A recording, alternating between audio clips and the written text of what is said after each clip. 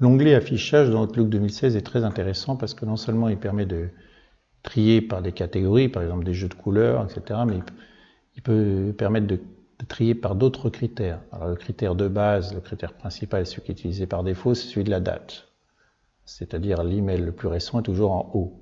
Vous pouvez vouloir trier, filtrer par l'expéditeur.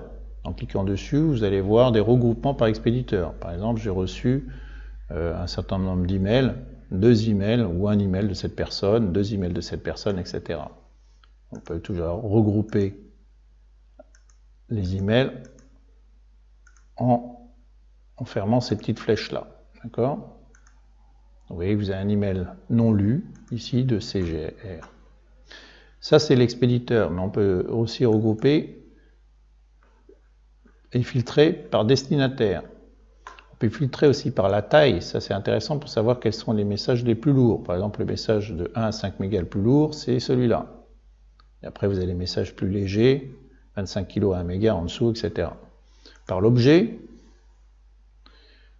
notamment certains mails qui reviennent toujours avec le même objet, les catégories de couleurs, si vous en avez créé, ou les indicateurs d'échéance et indicateurs de début. D'accord ? Si vous avez créé des tâches, c'est-à-dire des emails qui sont associés à des tâches, cet email doit être traité de telle période à telle période, etc.